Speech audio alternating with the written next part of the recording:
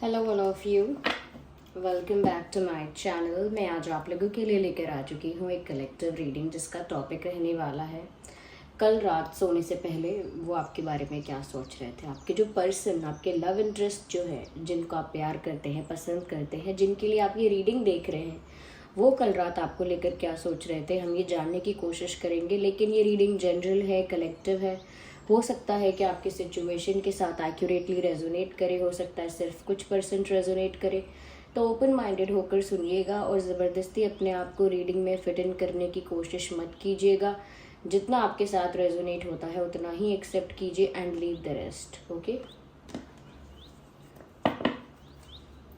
और ये रीडिंग जो है व्यूवर्स, वो सभी ज़ोडिएक साइंस के लिए है और जनरल और कलेक्टिव है, इसीलिए जितना आपके साथ रेजोनेट हो रहा है आप उतना ही एक्सेप्ट कीजिए। आइए चलिए देखते हैं कल रात आपके जो पर्सन हैं, आपके लव इंटरेस्ट हैं, वो आपको लेकर कैसा फील कर रहे थे, कैसी उनकी फीलिंग्स थी, कैसी उनकी एनर्जी थी, किस टाइप के उनके थॉट्स थे, हम ये जानेंगे।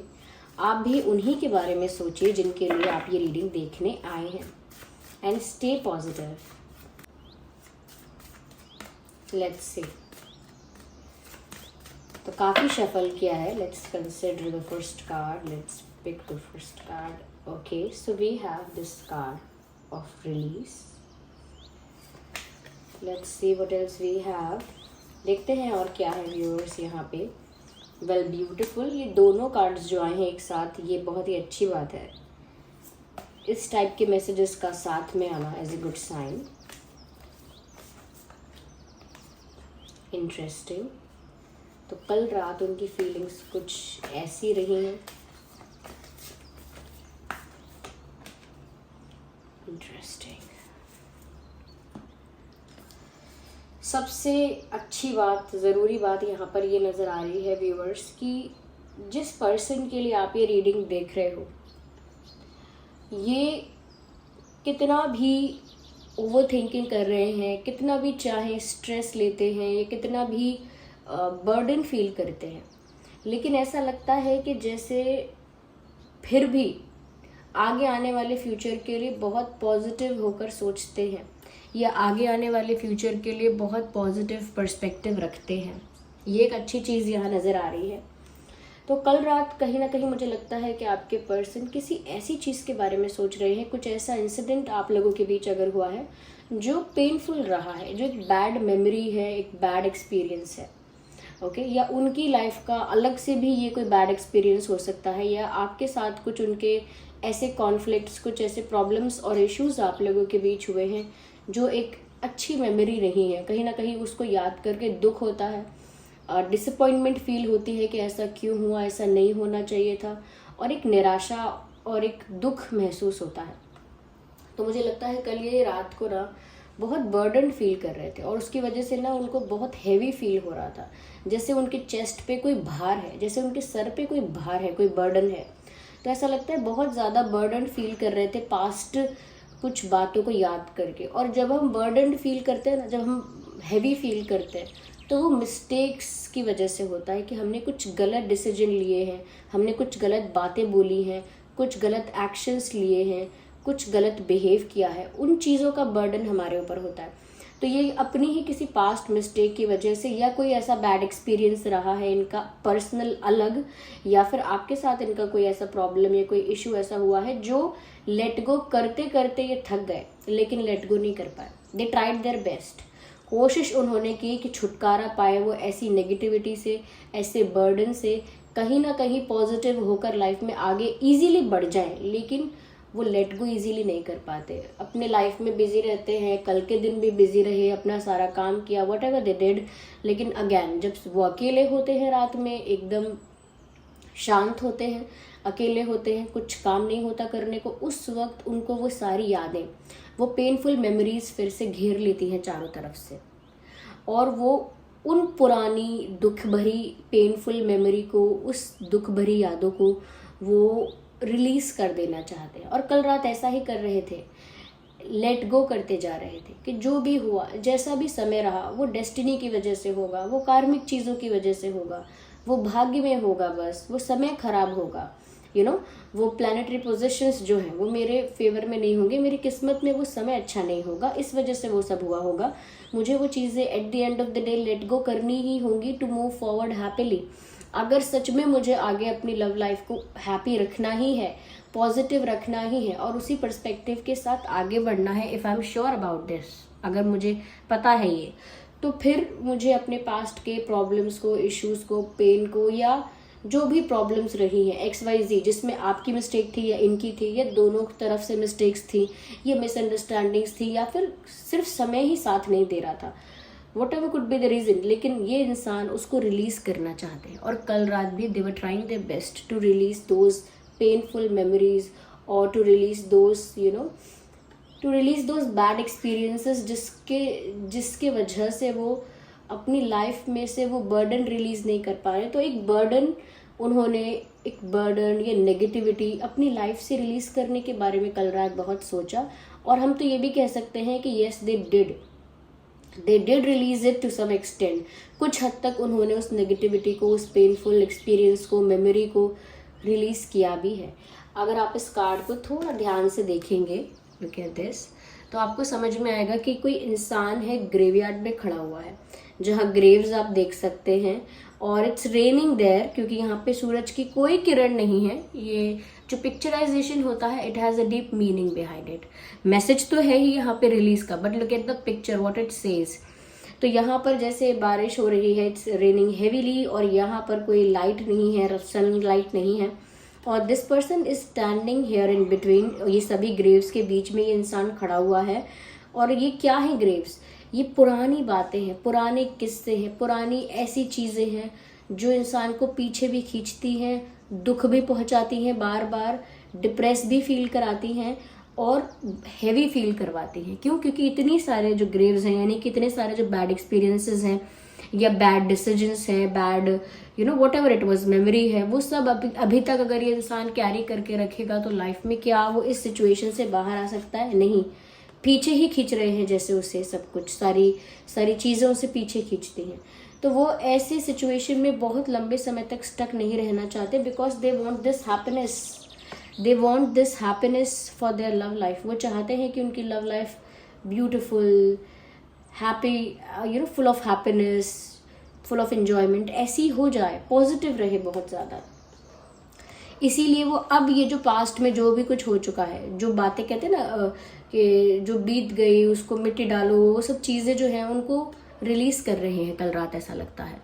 और प्रॉब्लम भी हो रहा है रिलीज़ करने में, क्योंकि जो चीज़ अब तक रिलीज़ नहीं कर पाई है उसे एक रात में थोड़ी कर देंगे।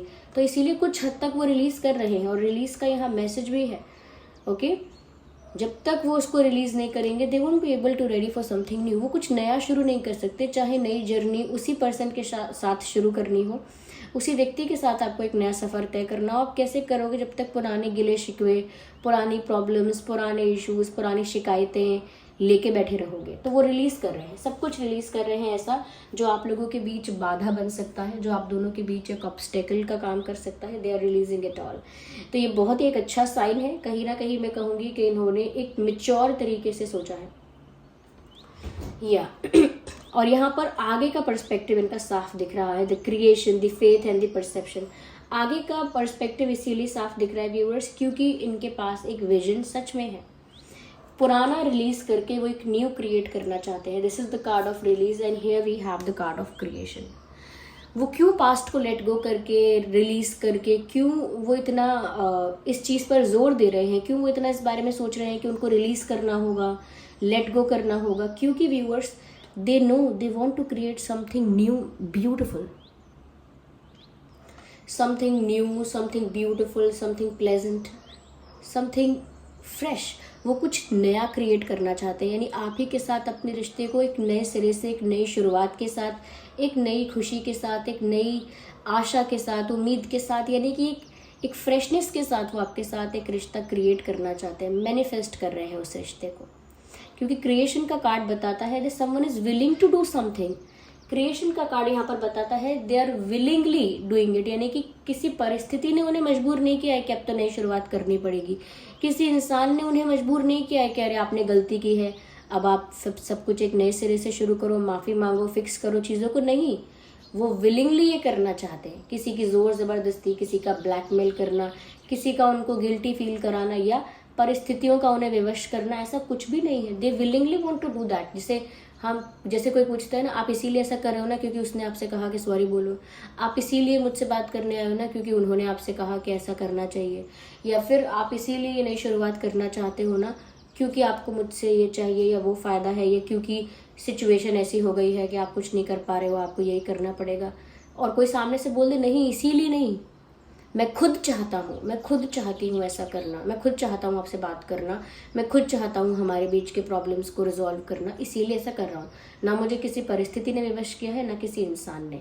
तो ये जो विलिंगली कुछ क्रिएट करने की इच्छा होती है कि नहीं, मैं अपनी लव लाइफ को ऐसे बिखरने तो नहीं दे सकती, या कुछ स्टुपिडिटी की वजह से या कुछ लोगों की वजह से या कुछ मिसअंडरस्टैंडिंग्स की वजह से एक दूसरे को खो देना एक मैच्योर डिसीजन नहीं है, या एक वैल्यूएबल वर्दी रिलेशनशिप को खो देना एक अच्छा डिसीजन नहीं है। सो दे नो दैट। और ये बहुत अच्छी बात है कि इस इंसान को क्लैरिटी है इस बात की कि at the end of the day आखिरकार इन्हें चाहिए क्या। तो वो व्यूअर्स ऐसा लगता है खुद से विलिंगली कुछ ब्यूटीफुल क्रिएट करना चाहते हैं आपके साथ। और वो कल रात इसके बारे में सोच रहे थे कि जब तक मैं पुरानी बातों को लेट गो नहीं कर पाऊंगी या नहीं कर पाऊंगा, तब तक मैं वो कैसे क्रिएट कर पाऊंगा अपने इस पर्सन के साथ जो ब्यूटीफुल लाइफ में क्रिएट करना चाहता हूँ। उनके भी डिज़ायर्स हैं, वो आपके साथ किस तरह का जीवन चाहते हैं। और क्योंकि वो ये सब कुछ क्रिएट करना चाहते हैं, वो अकेले ये सब नहीं कर सकते। अकेले ये सब नहीं कर सकते का मतलब उनके अंदर इतना कॉन्फिडेंस, इतनी स्ट्रेंथ कहाँ से आएगी। इसीलिए वो बहुत फेथ रख रहे हैं जिस भी एनर्जी पर, जिस भी फॉर्म ऑफ गॉड पर उनका विश्वास है, वो उन पर विश्वास रख रहे हैं। अपना स्ट्रॉन्ग फेथ वहाँ है उनका, यानी कि वो इतना ज़्यादा फेथ रख रहे हैं, इतना ज़्यादा विश्वास कर रहे हैं भगवान पे, परमात्मा पे, यूनिवर्स पे, कि अगर उनका इंटेंशन अच्छा है तो यूनिवर्स उनका साथ देगा। अगर उनका इंटेंशन या उनका उनकी फीलिंग्स अगर जेन्युइन है, उनके इंटेंशंस अगर प्योर हैं, तो भगवान, परमात्मा उनके इस विजन में, उनके इस प्लान में, या उनके इस आइडिया में उनका साथ ज़रूर देंगे। उनकी इस सोच में यूनिवर्स इनका साथ देंगे। अगर इनके इंटेंशंस अच्छे हैं, फीलिंग्स जेन्युइन हैं, कोई गलत इरादा नहीं है, किसी को दुख पहुंचाने का या किसी से फ़ायदा उठाने का इरादा नहीं है, तो डेफिनेटली उनको विश्वास है। वो ऐसा सोचते हैं कि अगर मैं कुछ अच्छा चाहता हूँ और अगर मेरे इरादे साफ़ हैं, ये मेरी फीलिंग्स अगर प्योर हैं, तो डेफिनेटली यूनिवर्स मेरे फेवर में ही है। और मुझे उन पर पूरा विश्वास है कि वो जो करेंगे मेरे लिए अच्छा करेंगे। और इसी फेथ के वजह से मैं आज कुछ प्लान कर पा रही हूँ या प्लान कर पा रहा हूँ कि मैं कुछ ब्यूटीफुल क्रिएट करूँगा, एक हैप्पी लव लाइफ अपने पार्टनर के साथ में क्रिएट करूँगा या करूँगी। तो यस व्यूअर्स, तो आपके साथ एक नया रिश्ता, एक नया कह सकते हैं कि एक नए तरीके का इक्वेशन आपके साथ बनाना चाहते हैं। यहाँ पर व्यूअर्स देखिए, बहुत हद तक उनका परसेप्शन चेंज हुआ है। It is the card of perception. यहाँ पर ऐसा साफ साफ दिख रहा है उनका परसेप्शन, क्योंकि ये ग्रीन आप देख रहे हैं स्टोन जो यहाँ पर शाइन कर रहा है, कहीं ना कहीं ये हार्ट चक्रा की लाइट को भी दर्शाता है। It is the green light, यानी कि इनका जो हार्ट चक्रा है, जो अब तक कह सकते हैं हम अनबैलेंस्ड था, वो बैलेंस्ड फॉर्म में आ रहा है। हील हो रहा है इनका हार्ट, किसी भी एक्सपीरियंसेस की वजह से, कैसे भी मोमेंट्स और इंसिडेंट्स की वजह से अगर हार्ट चक्रा इनका कहीं ना कहीं अनबैलेंस्ड हो गया था, तो बैलेंस्ड फॉर्म में आ रहा है, हील हो रहा है। कहीं ना कहीं वो लाइफ को लेकर ट्रांसफॉर्मेशन, फ्रीडम, इन सब चीज़ों को प्यार में समझ रहे हैं। और इससे मेरा मतलब है यहाँ पे कि उनका जो परसेप्शन है अपनी लव लाइफ के लिए और अपने पार्टनर के लिए इतना चेंज हुआ है, इतना ट्रांसफॉर्म हुआ है, इतना ज़्यादा ट्रांसफॉर्म हुआ है कि अब वो बहुत सारी बातों को लेके ओपन हो गए हैं। जिन बातों को लेके डिनाई करते थे, जिन बातों को लेके हेजिटेशन थी, जिन बातों को लेके ईगो भी था, अगर ईगो, हेजिटेशन या डिनायल ऐसी चीज़ें थी, अब वो उन सब चीज़ों को हैप्पीली एक्सेप्ट कर सकते हैं, क्योंकि उनके अंदर वो ट्रांसफॉर्मेशन आया है। और वो ट्रांसफॉर्मेशन क्यों आया है? क्योंकि उनका हार्ट चक्र ऐसा लगता है जैसे हील हुआ। जैसे कुछ लोग होते हैं ना, इमोशंस फील तो होते हैं लेकिन मानते ही नहीं, कहते नहीं मुझे नहीं हुआ, कोई प्यार व्यार नहीं है, मुझे कुछ नहीं अटैचमेंट फील होता।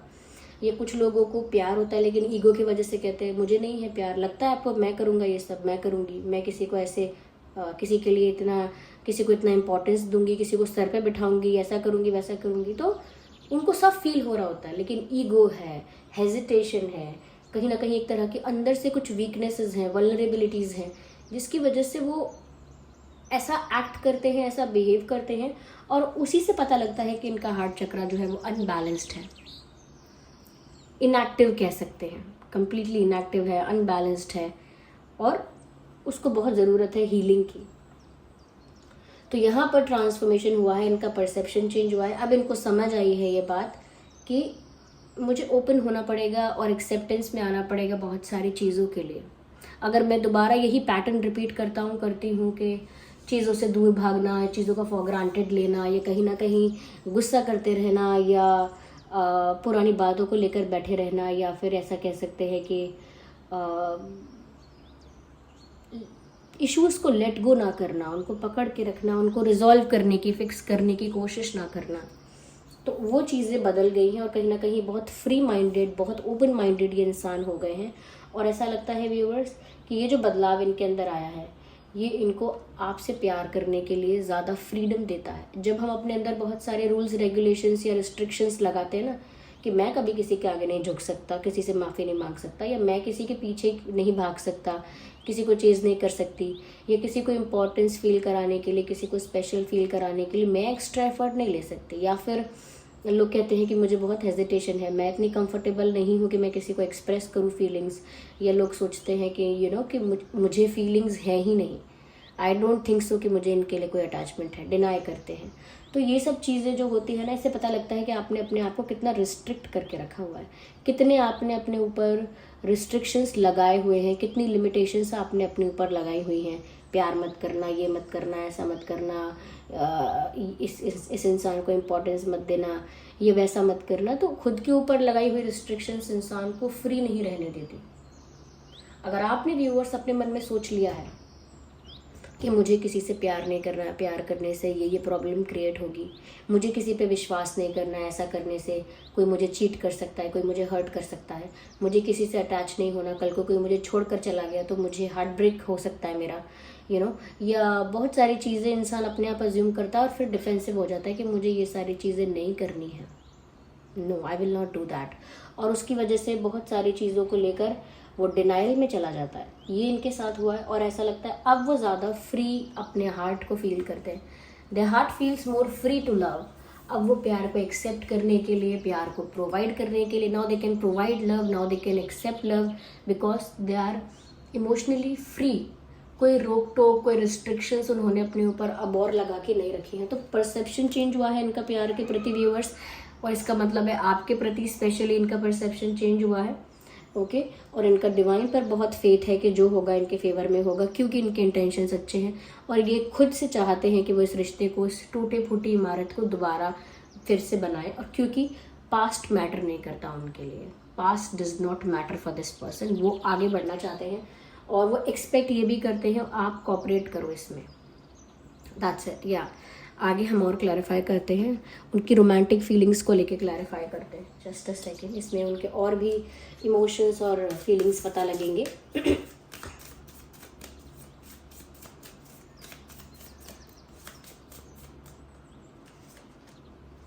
Beautiful, the card of playfulness, worth waiting for,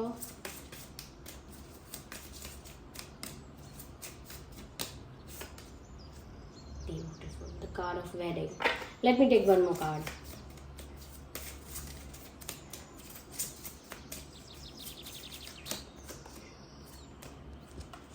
Deserve love, beautiful. जो मैं अगर साइंस की बात करूं तो डेफिनेटली यहाँ पर वाटर साइन है, because lot of emotions involved. Yes, there are a lot of emotions involved. यहाँ पर वाटर साइन ज़रूर हो सकता है आपका या आपके पर्सन का। कहीं ना कहीं मैं एयर साइन भी कहूँगी। एयर एंड वाटर प्रोमिनेंट हैं डेफिनेटली। देखिए वैसे तो ये जनरल रीडिंग है तो ये सभी ज़ोडिएक साइंस के लिए है।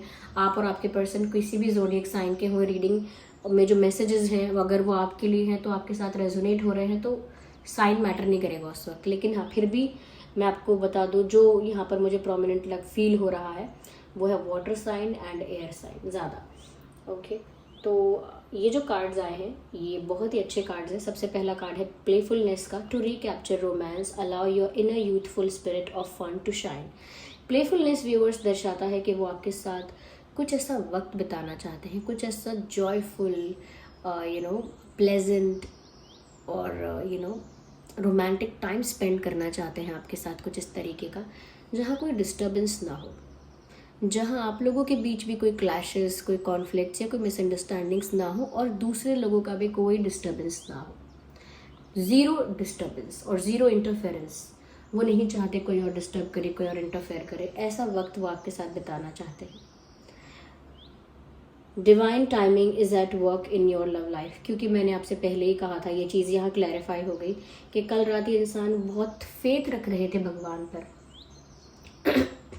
डिवाइन पर, यूनिवर्स पर बहुत फेथ रख रहे थे कि अगर वो जो कर रहे हैं और जिस चीज़ के लिए वो इंतज़ार कर रहे हैं, जिस चीज़ के लिए वो एफर्ट लेंगे या जिस चीज़ को क्रिएट करने का इंटेंशन रख रहे हैं, उनको विश्वास है कि वो ज़रूर होगा और उनका प्रयत्न या उनका पेशेंस या उनका हार्डवर्क जो भी है, वॉट एवर इट इज़, वो वेस्ट नहीं होगा। तो यहाँ पर मैसेज भी यही है, वर्थ वेटिंग फॉर। अगर उन्होंने चीज़ों को थोड़ा पेशेंस रखा है या अगर वो और टाइम लेकर एफर्ट लेने वाले हैं, गिव अप नहीं करेंगे, तो यहाँ पर उनको एक डिवाइन एश्योरेंस भी मिल रहा है यूनिवर्स की तरफ से कि यूनिवर्स उनके साथ है, यानी भगवान जो है, यूनिवर्स जो है, परमात्मा जो है, वो उनके साथ हैं और सही समय आने पर कहीं ना कहीं वो उनको वो चीज़ दे देंगे, वो उनकी विश ग्रांट कर देंगे जो वो डिज़र्व करते हैं।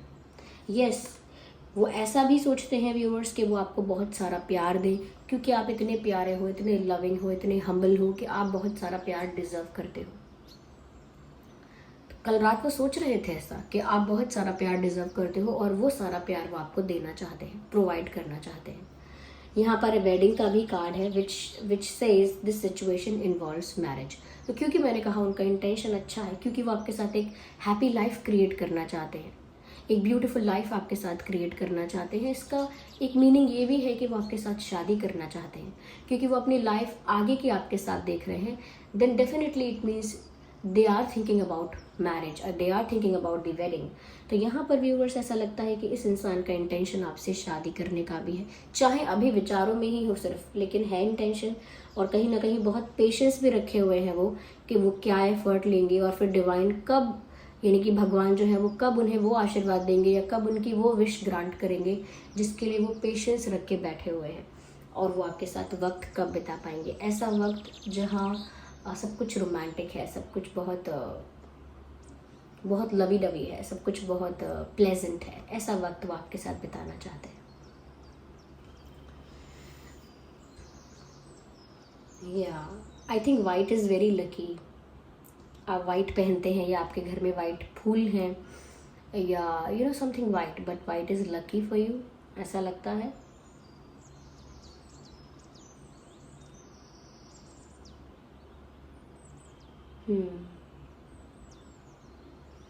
Okay, just a second viewers, just a second.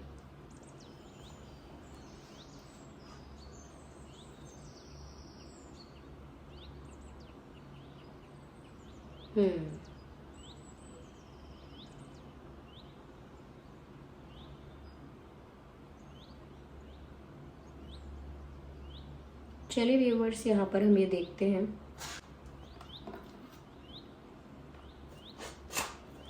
Just a second.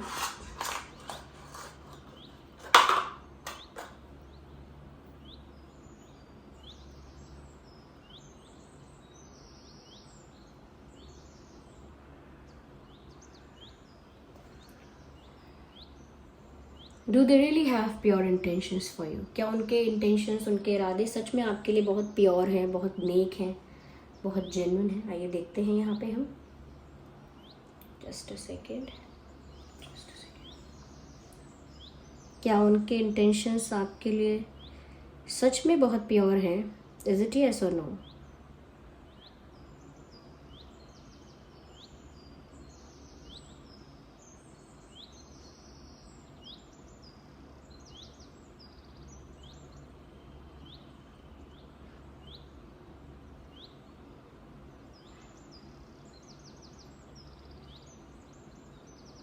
I hope you can see it is possibly yes.